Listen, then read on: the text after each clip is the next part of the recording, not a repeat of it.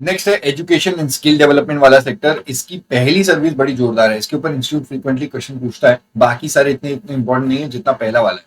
पहले वाले को येलो हाईलाइट किया है क्योंकि एक सर्कुलर इसमें आया है, बाकी प्रोविजन में कोई चेंजेस नहीं है। लेकिन ये पहले वाले पॉइंट को पढ़ने और समझने के लिए आपको पहले देखना है एजुकेशनल इंस्टीट्यूशन की मीनिंग। तीन तरीके के एजुकेशनल इंस्टीट्यूशन है, एक है स्कूल, दूसरा कॉलेज और तीसरा वोकेशनल। लेकिन ये रफ है, इसको समझने के लिए दिमाग में लिंक बिठाने के लिए। एक्चुअली आपको उनकी मीनिंग समझ के आगे क्वेश्चन में देखना है कि ये वही तो नहीं है जो हम बात कर रहे हैं। स्कूल, लेकिन स्कूल कौन सा होगा? स्कूल किसको बोलते हैं? यहाँ पे इन्होंने बोला एजुकेशनल इंस्टीट्यूशन जो प्री स्कूल की एजुकेशन कराता है या फिर up to higher secondary level की, मतलब HSC 10+2 लेवल तक की जो पढ़ाई कराते हैं वो सारे स्कूल की कैटेगरी में आएंगे। ये एजुकेशनल इंस्टीट्यूशन है पहला वाला। दूसरा आपको दिखेगा कॉलेज, लेकिन कॉलेज की मीनिंग इन्होंने बोली ऐसा कोई एजुकेशनल इंस्टीट्यूशन जो एजुकेशन देता है as a part of a curriculum plus qualification देता है, और वो भी ऐसी वैसी क्वालिफिकेशन नहीं, which is recognise by law in India. अगर आपको ये बोलेंगे कि it is recognise by law of New Zealand, तो भाई वो एजुकेशन इंस्टीट्यूशन यहाँ पे नहीं होगा। यहाँ पे आने के लिए तीन बातें होनी चाहिए। वो एजुकेशन देता है as a part of a curriculum, और एजुकेशन देने के बाद में क्वालिफिकेशन देता है, ऐसे ही नहीं क्वालिफिकेशन देता है, और वो भी क्वालिफिकेशन ऐसी विच इज रिकॉग्नाइज और खास करके recognize by law in India. कि तीनों चीजें अगर दिखेंगी तो आप बोलोगे कि ये कैटेगरी बी वाला एजुकेशनल इंस्टीट्यूशन है। तीसरा, ऐसा कोई वोकेशनल वाला, ऐसा कोई एजुकेशन इंस्टीट्यूशन जो एजुकेशन देता है as a part of approved vocational education courses. ठीक है, इसमें ए और बी वाले तो बड़े ही इंपॉर्टेंट है। ये तीन कैटेगरी की एजुकेशन इंस्टीट्यूशन। आपको ये समझ में आ गया? अब आ जाओ पॉइंट वन के अंदर। अब पॉइंट वन के अंदर मैं आपको डायरेक्शन दे रहा हूं, उस तरीके से आप सोचो। क्लॉज ए है, क्लॉज डबल ए और क्लॉज बी है। पहले मैं बात करता हूँ क्लॉज ए और डबल ए की। यहाँ पे आपकी थिंकिंग ऐसी होनी चाहिए कि एजुकेशनल इंस्टीट्यूशन आउटवर्ड सप्लाई दे रहा है, किसी को सर्विस दे रहा है। एजुकेशनल इंस्टीट्यूशन सप्लायर है और रेसिपेंट कोई और है। वहां पे देखेंगे हम लोग कौन कौन है। क्लॉज ए के अंदर इन्होंने बोला कि एजुकेशनल इंस्टीट्यूशन सर्विस देता है, और अगर रेसिपेंट स्टूडेंट फैकल्टी स्टाफ है तो ये जो भी सर्विस देगा एग्जेम्प्ट है। आपको एग्जाम में दो ही चीजें देखनी है, सप्लायर एजुकेशनल इंस्टीट्यूशन होना चाहिए, रेसिपेंट स्टूडेंट फैकल्टी या स्टाफ, इनमें से कोई भी होगा।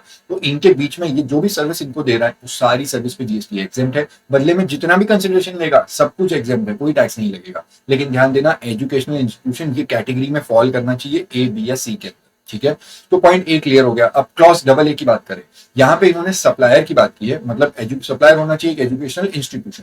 अब वो सर्विस किसको दे रहा है ये लोग नहीं बोल रहे हैं, मतलब फर्क नहीं पड़ता, रेसिपेंट कोई भी हो, कौन सी सर्विस दे रहा है वो देखो।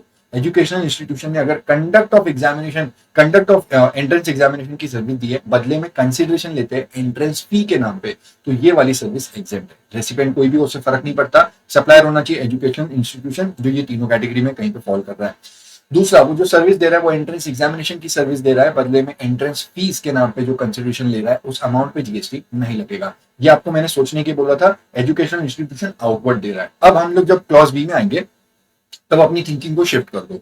अब एजुकेशनल इंस्टीट्यूशन रेसिपिएंट है, वो किसी से सर्विस ले रहा है।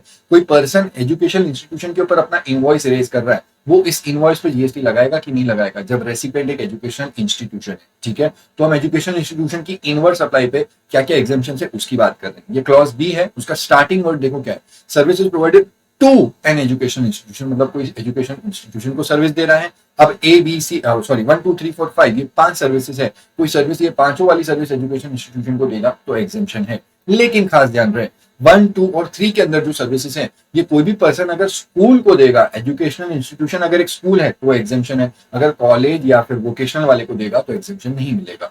पॉइंट वन में है transportation of student faculty staff, दूसरा है catering including mid day meals scheme sponsored by central government, state government, और तीसरा है सिक्योरिटी क्लीनिंग एंड हाउसकीपिंग। लेकिन सिक्योरिटी क्लीनिंग और हाउसकीपिंग की सर्विस का एग्जेम्पशन सिर्फ तब मिलेगा जब आपको दो बातें दिखेंगी, किसी ने सिक्योरिटी क्लीनिंग हाउसकीपिंग की सर्विस स्कूल को दी है and it is performed in the educational institution, तो ही एग्जेम्पशन मिलेगा। अगर आपको ये कह दिया जाए कि स्कूल वाले अपने स्टूडेंट्स को पिकनिक पे लेके गए थे और पिकनिक स्पॉट पे क्लीनिंग सर्विस प्रोवाइड की गई, तो क्या एग्जेम्पशन मिलेगा? Answer is no. भले ही इनवॉइस इन्होंने एक स्कूल के ऊपर रेज किया है, लेकिन ये सर्विस परफॉर्म की है पिकनिक स्पॉट पे, इसलिए एग्जेम्पशन नहीं मिलेगा। वापस बता दूं, ये तीनों का एग्जेम्पशन मिलता है अगर स्कूल को दिया जा रहा है, और खास करके जो थर्ड वाला है उसका एग्जेम्पशन तब मिलेगा जब स्कूल को दिया तो जा रहा है but it is perform in the educational institution. ठीक है, पॉइंट 4 की बात करें तो वो जनरल है। अब ये वाली सर्विस पॉइंट 4 में जो लिखी है, service relating to admission to educational institution और conduct of examination by educational institution, ये वाली सर्विस अगर किसी को भी दोगे तो चलेगा, मतलब स्कूल को दो, कॉलेज को दो या फिर वोकेशनल वाले को दो, ये जनरल है, ये तीनों केस में एग्जेम्पशन मिलता है। लेकिन फिर पॉइंट 5 वापिस से एक एक्सेप्शनल केस है, online journal, online educational journals या फिर पीरियोडिकल्स। ये सर्विस अगर किसी ने कॉलेज को दी है तो ही एग्जेम्पशन मिलेगा, अगर स्कूल को देंगे तो भी टैक्सेबल है, वोकेशनल वाले को देंगे तो भी टैक्सेबल है। इन चीजों को अब बी वाले को मैं वापस से क्लैरिफाई कर देता हूँ इस तरीके से। बी के अंदर हम बात करें taxability of inward supply of services of the educational institution. ये 5 कैटेगरी आपको दिख रही है और ये रेसिपिएंट्स दिख रहे हैं। अगर 1, 2, 3 की सर्विसेज का रेसिपिएंट अगर स्कूल है तो वो एग्जेम्प्ट होगा, लेकिन अगर कॉलेज और वोकेशनल वाले हैं तो टैक्सेबल होगा। पॉइंट 4 वाली जो सर्विस है उसका रेसिपिएंट चाहे स्कूल हो या कॉलेज हो या फिर वोकेशनल वाला हो, तीनों ही केस में एग्जेम्पशन है। लेकिन पॉइंट 5 आ जाता है वापिस से स्पेसिफिक। पॉइंट 5 वाली जो सर्विस है उसका रेसिपेंट अगर कॉलेज होगा तो ही एग्जेम्पशन, अगर रेसिपेंट एक स्कूल है या फिर वोकेशन वाला है तो टैक्स लग जाएगा। ठीक है, इस बातों को दिमाग में फ्रेम करके रखो, इसके ऊपर इंस्टीट्यूट डेफिनेटली क्वेश्चन बहुत फ्रीक्वेंटली बनाता है। अब तुम्हारे टाइम में आएगा कि नहीं आएगा, बट आपको समझ के तो जाना चाहिए। ये बातें आगे लेके जाते हैं। अब ये क्लॉज 1 मतलब पॉइंट 1 के अंदर जो भी था आपको बता दिया, आउटवर्ड वाली ए और क्लॉज ए थी और इनवर्ड वाली क्लॉज बी की बातें थी, ये बता दिया। अब हम लोग जा रहे हैं आगे, कुछ सर्कुलर देख लेते हैं। IIM के बारे में बात करनी है, लेकिन उसके पहले आपको मीनिंग बताता हूं एजुकेशनल इंस्टीट्यूशन का। बी वाले की बात करते हैं, ऑरेंज वाला जो आपको दिख रहा है। अगर कोई ऐसा कॉलेज है जो एजुकेशन देता है as a part of a curriculum and वो क्वालिफिकेशन देता है, खास करके qualification recognize by law in India, लेकिन क्वालिफिकेशन देना चाहिए, ये इंपॉर्टेंट है। अगर क्वालिफिकेशन देगा ही नहीं तो एजुकेशनल इंस्टीट्यूशन होगा ही नहीं। अब इसको बेस लेकर के IIM की बात करते हैं। IIM के 2 कोर्सेज हैं, एक है लॉन्ग ड्यूरेशन कोर्स जो कि 1 साल से ज्यादा का होता है। अब IIM जब ऐसे वाले स्टूडेंट्स को जो लॉन्ग ड्यूरेशन कोर्स की फीस भरते हैं, उनको जो भी एजुकेशन की सर्विस देगा बदले में जो भी कंसिडरेशन लेगा वो एग्जेम्प्ट है, क्योंकि ये कोर्स खत्म होने के बाद में उसको एक डिग्री सर्टिफिकेट देता है और degree certificate is a qualification and it is recognized by law in India. तो ऐसे केसेस में वो लॉन्ग ड्यूरेशन वालों से जो भी फीस लेता है उसका एग्जेम्पशन है। लेकिन वही IIM जब शॉर्ट ड्यूरेशन कोर्स कराता है जो कि 1 ईयर से कम के होते हैं, तो वो शॉर्ट ड्यूरेशन खत्म होने वो कोर्स खत्म होने के बाद में उन स्टूडेंट्स को वो एक पार्टिसिपेंट सर्टिफिकेट देता है, डिग्री सर्टिफिकेट नहीं, पार्टिसिपेंट सर्टिफिकेट देता है। और यही तो हो जाती है प्रॉब्लम। यहाँ पे इन्होंने बोला कि अगर आप पार्टिसिपेंट सर्टिफिकेट दोगे तो वो तो क्वालिफिकेशन है ही नहीं which is recognized by law in India. तो ऐसे केसेस के लिए, ऐसे शॉर्ट ड्यूरेशन कोर्सेज के लिए IIM is not an educational institute. और ऐसे कोर्सेज के लिए जब वो अपने स्टूडेंट से जो भी फीस लेगा वो फीस टैक्सेबल हो जाएगी, उस पर GST लगेगा। क्यों लगेगा? क्योंकि पार्टिसिपेंट सर्टिफिकेट दे रहा है, डिग्री सर्टिफिकेट नहीं दे रहा है, और डिग्री सर्टिफिकेट अगर नहीं देगा तो क्वालिफिकेशन ही नहीं है, क्वालिफिकेशन नहीं है तो एजुकेशन इंस्टीट्यूट नहीं है, और इसकी सारी सर्विसेज उन शॉर्ट ड्यूरेशन कोर्सेज वालों के लिए टैक्सेबल होगी। बात करते हैं आगे वाली सर्विसेज। अब आपको दिखेगी DG शिपिंग। अरे यार ये स्क्रीन हैंग हो गया, मैं एक बार के लिए बता देता हूँ स्विच करके, ठीक है। हाँ जी, अब बाकी की बात करते हैं। Maritime courses which are approved by DG shipping. देखो मैरिटाइम कोर्सेज होते हैं शिपिंग वाले, जिसको शिप में जाना है वो मैरिटाइम कोर्सेज करता है। तो ये जो मैरिटाइम ट्रेनिंग इंस्टीट्यूट होते हैं ये भी एजुकेशनल इंस्टीट्यूशंस है, और ये भी वो जो स्टूडेंट्स है जो भी फीस लेते हैं उसके ऊपर GST एग्जेम्प्ट रहता है।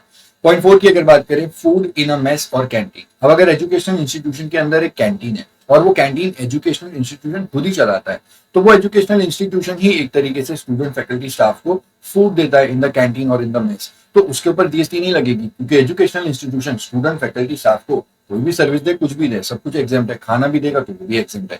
लेकिन उस एजुकेशनल इंस्टीट्यूशन के अंदर जो कैंटीन है वो कैंटीन इंस्टीट्यूशन वाले नहीं चलाते, उन्होंने किसी को आउटसोर्स करके रखा हुआ है, और वो आउटसोर्स वाला कैंटीन वाला स्टूडेंट फैकल्टी स्टाफ को फूड सप्लाई करता है इन द मेस और कैंटीन।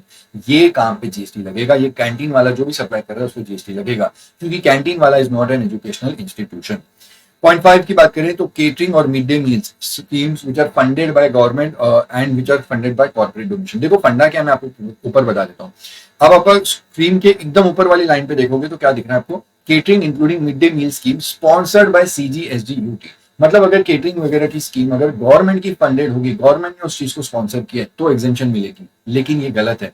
ये इंडस्ट्री में इस बात की कंफ्यूजन थी, इन्होंने इस बात को क्लियर किया कि जरूरी नहीं है कि स्कूल वाले अगर किसी को केटरिंग या मिड डे मील्स की सर्विस दे रहे हैं वो पैसा गवर्नमेंट फंडिंग से आना चाहिए। अगर वो इंस्टीट्यूशन को, अगर वो स्कूल को किसी कॉर्पोरेट डोनेशन मिला है, कॉर्पोरेट ने अपना CSR करने के लिए कॉर्पोरेट डोनेशन दिया और वहां से पैसे उस फंड से निकाल करके अगर ये लोग केटरिंग मिड डे मील्स की सर्विस देते हैं तो भी एग्जेम्प्ट है, कोई फर्क नहीं पड़ता। जरूरी नहीं कि गवर्नमेंट के फंड से ही पैसा आना चाहिए।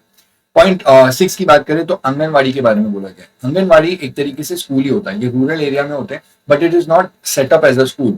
तो वो पेड़ के नीचे ऐसी जगहों पे पढ़ाते हैं। तो यहाँ पे सरकार ने क्लियरली बोल दिया कि भले ही वो किसी भी अवस्था में पढ़ाते हैं लेकिन आंगनवाड़ी भी एक तरीके से स्कूल ही है, और अगर वो स्कूल है तो वो भी एजुकेशनल इंस्टीट्यूशन है। और आंगनवाड़ी अपने स्टूडेंट्स को कोई भी पढ़ाई कर रहा है, कोई भी सर्विस दे, कोई अगर फूड भी सप्लाई करता है, अगर बच्चों से कुछ पैसे भी लेगा तो उस पर जीएसटी नहीं लगेगा। पॉइंट नंबर 7 की बात करते हैं, board of examination, conduct of board of examination exams by the central और स्टेट और नेशनल बोर्ड ऑफ एग्जामिनेशन। हम 10th या 12th के एग्जाम्स देते हैं, वो बोर्ड के एग्जाम्स होते हैं, 10th का बोर्ड, 12th का बोर्ड, ये बोर्ड ऑफ एग्जामिनेशन हमारे एग्जाम्स लेते हैं। तो एक तरीके से ये बोर्ड ऑफ एग्जामिनेशन हमको कंडक्ट ऑफ एग्जामिनेशन की सर्विस देते हैं और हम इनको एग्जाम फीस देते हैं, लेकिन ये सर्विस एग्जाम है, इस पे जीएसटी नहीं लगता। और इन्होंने आगे जाके ये भी बोल दिया कि अगर एग्जाम कंडक्ट करने के लिए अगर इनको कोई इनवर्ट सप्लाई सर्विस की जरूरत पड़ती है और किसी से इनवर्ट सर्विस लेते हैं तो उस इनवर्ट सर्विस पे भी जीएसटी नहीं लगेगा।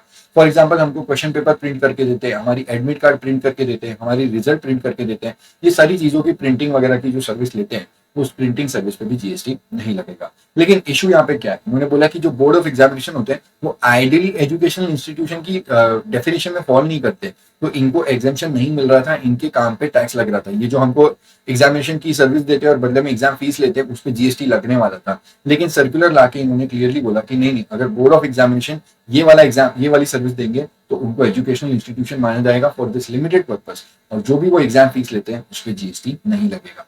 पॉइंट नंबर 8 की बात करते हैं, ये एक नया सर्कुलर आया है, लेकिन बड़े से सर्कुलर का आप नीचे वाला पार्ट देखो, जो आपको बी वाला पार्ट दिख रहा है, जो मैंने वहां पे हाईलाइट किया है ऑरेंज से। मैं आपको बता देता हूँ यहाँ पे हो क्या रहा है। एजुकेशनल इंस्टीट्यूशन अगर स्टूडेंट फैकल्टी स्टाफ को कोई भी सर्विस देगा तो एग्जेम्प्ट है, ठीक है, लेकिन यहाँ पे फंडा क्या हुआ, इन्होंने बोला कि अगर कोई स्टूडेंट है जो अब यहाँ पे स्टूडेंट नहीं है, वो एक्स स्टूडेंट है, यहाँ से निकल गया है, शिफ्ट हो गया है, और पहले वो स्टूडेंट हुआ करता था, अब ये पर्सन यहाँ पे आता है, स्कूल वालों को बोलता है या कॉलेज वालों को कि मुझे लीविंग सर्टिफिकेट चाहिए, इसको लीविंग सर्टिफिकेट देते हैं और बदले में इसे लीविंग सर्टिफिकेट की कुछ चार्जेस या फीस लेते हैं, तो क्या इस पे जीएसटी लगा देंगे, ये कह के कि ये तो एजुकेशनल इंस्टीट्यूशन है लेकिन रेसिपिएंट स्टूडेंट थोड़ा है, वो तो पहले हुआ करता था, अब तो कोई स्टूडेंट है ही नहीं वो। तो इसको इन्होंने क्लियरली बोला भले ही वो आज हमारा स्टूडेंट नहीं है, लेकिन किसी जमाने में स्टूडेंट हुआ करता था, ये एक्स स्टूडेंट की तरह है, और अगर इसको भी लिविंग सर्टिफिकेट या कोई भी माइग्रेशन सर्टिफिकेट दिया और बदले में कोई फीस ली तो उस फीस पे भी जीएसटी नहीं लगेगा। सिमिलर लाइंस में इन्होंने बोला फ्यूचर वाले स्टूडेंट्स की बात करते हैं। अब ये एंट्रेंस एग्जाम कंडक्ट करते हैं एजुकेशनल इंस्टीट्यूशन वाले, कॉलेज वगैरह वाले, अब ये एंट्रेंस एग्जाम करते हैं, जिस पर्सन का एंट्रेंस एग्जाम ले रहे हैं वो तो अब स्टूडेंट थोड़ा ना है, वो तो कैंडिडेट है। अब वो एंट्रेंस एग्जाम में पास हो जाएगा, क्रैक कर लेगा, एडमिशन लेगा, तब जाकर के वो बनेगा। तो यहाँ पे इन्होंने बोला कि ये जो इसको अगर नया नया कोई ऐसा स्टूडेंट कैंडिडेट है जिसने अब तक एडमिशन लिया नहीं है, अगर वो कोई एलिजिबिलिटी सर्टिफिकेट मांगता है और बदले में कोई फीस उसको कॉलेज वालों को देते हैं, तो क्या उसके ऊपर जीएसटी लगेगा? Answer is no. इसके लिए भी इन्होंने क्लियरली बोला कि भले ये स्टूडेंट बाद में बनेगा, आज ये कैंडिडेट, लेकिन ये प्रोस्पेक्ट स्टूडेंट की तरह है और इससे उस एलिजिबिलिटी सर्टिफिकेट की जो भी फीस लेंगे उस फीस पे जीएसटी नहीं लगेगा। ये पूरी बात है पॉइंट नंबर 1 के रिस्पेक्ट में, सारे सर्कुलर्स हमने खत्म कर लिया। पॉइंट 2 की बात करते हैं। पॉइंट 2 को मैंने ऑरेंज हाईलाइट किया हुआ है, लेकिन इसको समझाने के लिए मैं आपको एक तरीके से बताता हूँ। ये ट्रांसपोर्टेशन ऑफ स्टूडेंट्स के लिए कुछ मोटर व्हीकल की हायरिंग की बात की गई है। मैं आपको ये स्क्रीन से बता देता हूँ इस तरीके से। आप पहले ब्लू और व्हाइट वाले पे ध्यान दो। स्कूल है जो ब्लू वाला है और व्हाइट में है वो सारे स्टूडेंट फैकल्टी स्टाफ। अब अगर स्कूल ने स्टूडेंट फैकल्टी स्टाफ को कोई भी सर्विस दी, कुछ भी सर्विस दी, तो सब कुछ एग्जेम्प्ट है। ये हमने ऑलरेडी देखा था, स्कूल की आउटवर्ड सप्लाई सर्विस है, ये पॉइंट नंबर 1 के ए के हिसाब से एग्जेम्प्ट है। अब अगर इनको वो ट्रांसपोर्टेशन की सर्विस देगा तो वो भी एग्जेम्प्ट है, transportation of student faculty staff ये एग्जेम्प्ट है। लेकिन बात करते हैं स्कूल की as an inward supply. School अगर इस ग्रीन वाले आदमी से इनवर्ट सप्लाई ले रहा है, क्योंकि स्कूल के पास ना स्कूल बस है ना क्या है, उसने इस ग्रीन वाले पर्सन को पकड़ा और उसको कॉन्ट्रैक्ट दे दिया कि आप हमको ट्रांसपोर्टेशन की सर्विस दोगे।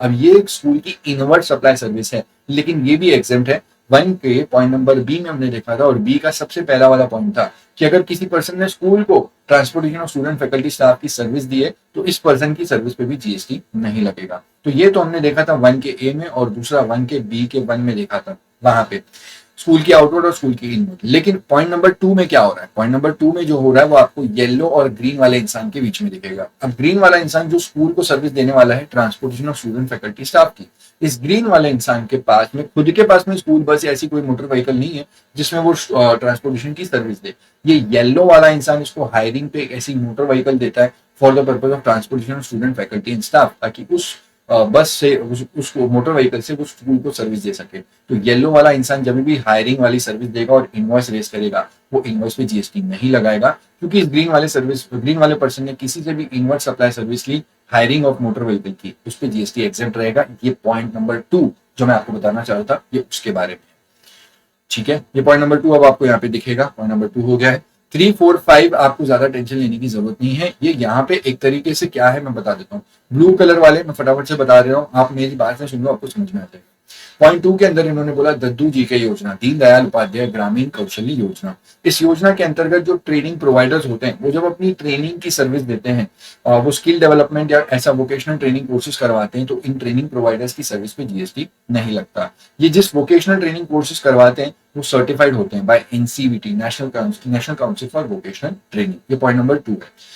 पॉइंट नंबर 3 की जहां तक बात करूं तो NSDC, national skill development corporation. इस नाम को फैमिलियर रखो, याद करने की जरूरत नहीं, बट आपको फैमिलियर रहेगा दिमाग में। अब NSDC, national skill development corporation, वो या फिर उसके अंडर आती है एसएससी, सेक्टर स्किल काउंसिल, और उसी के अंदर उसके ट्रेनिंग पार्टनर्स और अप्रूव्ड एजेंसी होती है। अब ये और इसके सारे बच्चे, एनएसडीसी और उसके बच्चे जब उसी का माल बेच रहे हैं, मतलब उसका ही कोई स्कीम है, उसका ही कोई कोर्स है, उसी का ही कोई प्रोग्राम है, और इस स्कीम प्रोग्राम कोर्स के लिए वो कोई भी सर्विस देते हैं, तो उसके ऊपर जीएसटी नहीं लगेगा। एनएसडीसी का ही कोई प्रोग्राम है, एनएसडीसी का कोई एनएसडीसी का कोई स्कीम है, उसके अंतर्गत वो जो भी स्कीम में जो भी सर्विस देते हैं उस पर जीएसटी नहीं लगेगा। पॉइंट नंबर 5 की बात करते हैं, एसडीआई स्कीम। ये नाम आपको फैमिलियर रखना है, स्किल डेवलपमेंट इनिशिएटिव। इस इनिशिएटिव के अंतर्गत अगर कोई असेसमेंट एजेंसी अपनी असेसमेंट की सर्विस देती है, तो उस असेसमेंट एजेंसी की असेसमेंट सर्विस पे जीएसटी नहीं लगेगा। पॉइंट नंबर 6 की जहां तक बात है, ट्रेनिंग प्रोग्राम। ऐसा कोई ट्रेनिंग प्रोग्राम जिसका 75% और मोर का खर्चा गवर्नमेंट उठाने वाली है। अब ऐसा training program, special training program मान लो, और इसका अगर 75% मोर का खर्चा गवर्नमेंट उठाने वाली है, अब इस ट्रेनिंग प्रोग्राम के लिए कोई पर्सन ने गवर्नमेंट को सर्विस दी, तो उस पर्सन की सर्विस पे जीएसटी नहीं लगेगा। ये गवर्नमेंट पे जब इनवॉइस रेज करेगा तो उस इनवॉइस पे जीएसटी नहीं लगाएगा। अब उसी के नीचे एक सर्कुलर आया, ये एजुकेशन सेक्टर का लास्ट पॉइंट है। यहाँ पे इन्होंने बोला कि अगर कोई स्कॉलरशिप प्रोग्राम है और उस स्कॉलरशिप प्रोग्राम का 75% नहीं, टोटल पूरा का पूरा खर्चा उठाने वाली है गवर्नमेंट, क्योंकि वो scholarship program students with disabilities, जो डिसेबल स्टूडेंट्स हैं उनके लिए स्कॉलरशिप निकाला है। अब वो स्कॉलरशिप का जितना भी खर्चा होने वाला है, गवर्नमेंट ने टोटल एक्सपेंडिचर खुद ही उठाने की अपना बीड़ा उठाया। अब ऐसे वाले स्कॉलरशिप प्रोग्राम के लिए जो जिसका खर्चा गवर्नमेंट उठा रही है 100%, इस स्कॉलरशिप प्रोग्राम के रिस्पेक्ट में कोई गवर्नमेंट को सर्विस देगा, कोई एनजीओ या फिर कोई एजुकेशन इंस्टीट्यूशन गवर्नमेंट को सर्विस देगा, तो ये पर्सन अपनी सर्विस पे जीएसटी नहीं लगाएगा। जब भी गवर्नमेंट के ऊपर इनवॉइस रेज करेंगे उस पर भी जीएसटी नहीं लगाएंगे। ये पूरा एजुकेशन सेक्टर यहाँ पे खत्म हुआ। अब देखते हैं हम लोग स्पोर्ट्स सेक्टर। ठीक है।